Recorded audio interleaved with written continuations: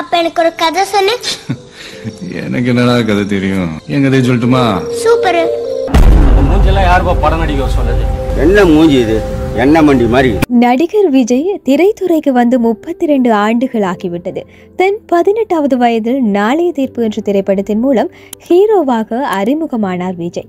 நடிகர் விஜயின் வெற்றி என்பது சாதாரண வெற்றி அல்ல. நாளைய தீர்ப்பு தொடங்கி இன்று தமிழ் சினிமாவின் அடுத்த சூப்பர் ஸ்டார் விஜய் தான் என்று சொல்லும் அளவிற்கு அவரது வளர்ச்சி உச்சத்தை தொட்டுள்ளது. நான் பேசி பாக்குறேன். அடி செட்டால் நச்சுக்கோயேன்.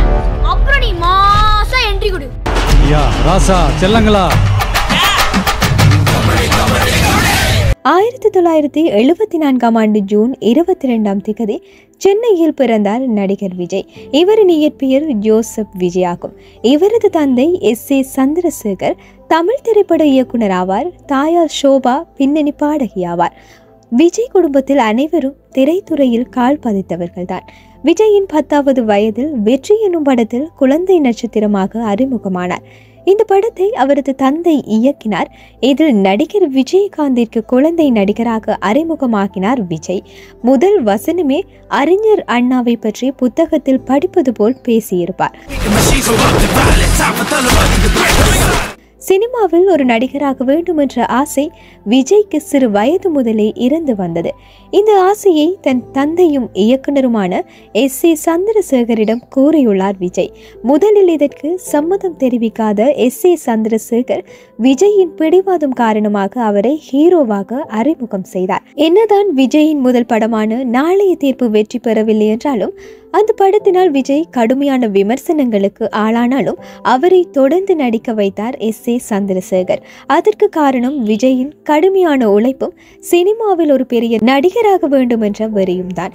இந்த தலையை சுரிஞ்சுக்கிட்டு நட்டையை உடச்சிக்கிட்டு திரும்பி பார்த்துக்கிட்டு தயங்கி இன்ஸ்டால்மெண்ட் எல்லாம் போகக்கூடாது. விஜயிடம் அந்த உழைப்பையும் வரியையும் பார்த்த S.A. சந்திரசேகர் கண்டிப்பாக தன் மகன் திரையுலகில் மிகப்பெரிய இடத்திற்கு வருவார் என கணித்தார். அவரின் கணிப்பு துளி கூட பொய்யாகவில்லை. இன்னும் சொல்ல போனால் S.A. சந்திரசேகர் நினைத்ததை விட விஜய் மிகப்பெரிய உயரத்தை அடைந்து விட்டார் என்றுதான் சொல்ல வேண்டும்.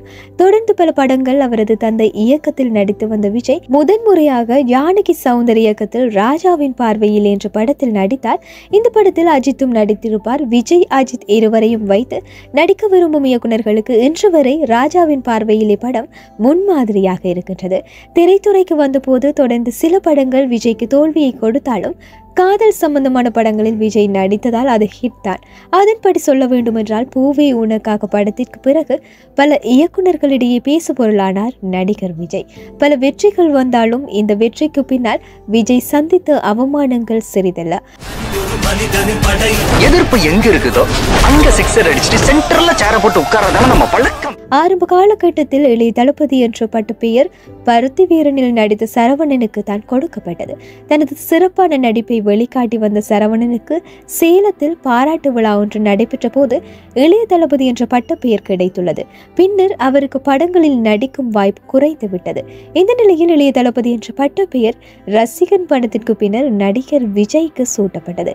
கடந்த 2013ஆம் ஆண்டு விஜய் நடிப்பில் தலைவா படம் வெளியானது. பொதுவாக விஜய் படம் வெளியாகும் போது அவ்வப்போது சிறு சிறு சர்ச்சைகள் வருவதுதான் வழக்கம். என்றாலும் தலைவா படத்திற்கு தலைப்பிலேயே சர்ச்சை வந்தது. டைம் டு லீட் என்ற டெக் லைனுடன் வெளியான தலைவா படத்தின் டைட்டில் அப்போது மிகப்பெரிய பேசு பொருளானது. இந்த டெக் லைன் விஜயின் அரசியல் வருகைக்கான முடிவை உறுதி செய்துள்ளது என ரசிகர்கள் பேச தொடங்கினர். அதன் பின் அந்த டெக் லைன் நீக்கப்பட்டு சில காட்சிகள் கத்தரிக்கப்பட்டு படம் வெளியானது. இந்த பிரச்சனையின் போது ரசிகர்களிடம் இருந்து விஜய்க்கு கிடைத்த ஆதரவு பிற்காலங்களில் அவர் செய்ய போகும் சம்பவங்களுக்கு தலையாய் அமைந்தது என்று கூட சொல்லலாம். 100 கோடி வசூல் சாதனை, 200 கோடி வசூல் சாதனை என தமிழ் சினிமாவை இன்று உலகமே திரும்பி பார்க்கிறது என்றால் அதற்கு பின்னால் விஜயின் படங்களுக்கு முக்கிய பங்கு உள்ளது. குறிப்பாக கொரோனா காரணமாக பல திரையரங்குகள் மூடப்பட்ட நிலையில் திரையரங்குகளை நோக்கி ரசிகர்கள் வருவார்களா என்ற எதிர்பார்ப்பை உடைத்து மிகப்பெரிய வசூல் சாதனை படைத்தது விஜயின் மாஸ்டர் திரைப்படம்.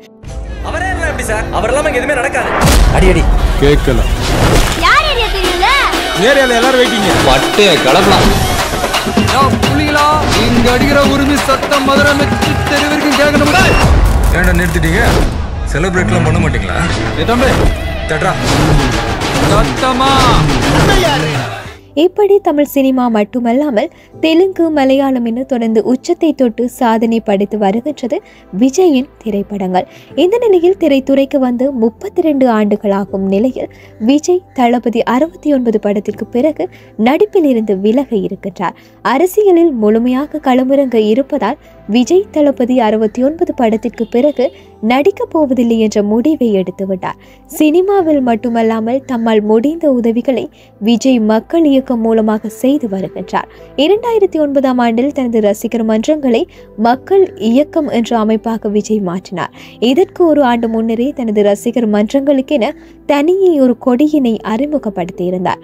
தம்மால் முடிந்த உதவிகளை விஜய் மக்கள் இயக்கம் மூலமாக இன்று வரை செய்து வருகிறார் நடிகர் விஜய்.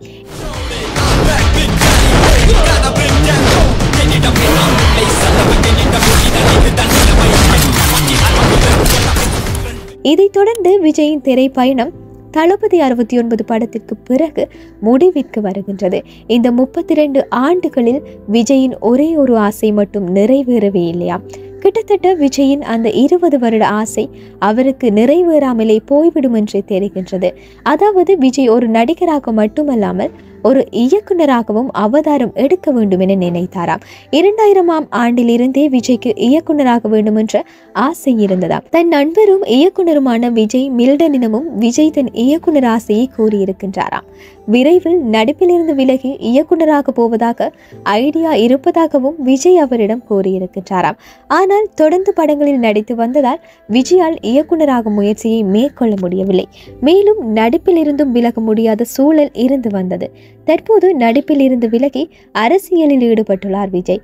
எனவே விஜயின் இயக்குனர் ஆசை கடைசி வரை நிறைவேறாமல் போய்விட்டது என ரசிகர்கள் கூறி வருகின்றனர். இருந்தாலும் விஜயின் மகனான ஜேசன் சஞ்சய் தற்போது இயக்குனராக களமிறங்கியுள்ளார். எப்போதும் தனது ரசிகர்களை விட்டு கொடுக்காத நடிகர் விஜய் தமிழ் சினிமாவில் உச்சக்கட்ட நாயகனாகவும் பொதுமக்களுக்கு முடிந்த அளவில் உதவிகளையும் செய்து இளைய தளபதியாக மக்கள் மனதில் குடியிருந்து வருகிறார்.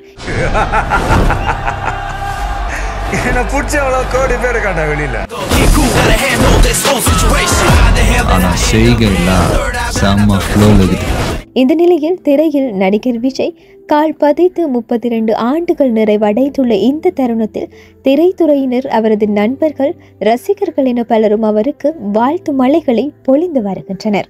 இப்போ உங்களுக்கு என்ன தெரியணும்? செஞ்சிடலாம். நான் அப்படியே திரும்பி போயிடுவேன் நினைச்சியா? திரும்பி போறவன் இல்லடா, திருப்பி கொடுக்கிறவன். லாட் மோட்டுக்கான் வெங்காட்டம் சும்மா வெறித்தனமா இருக்கும்.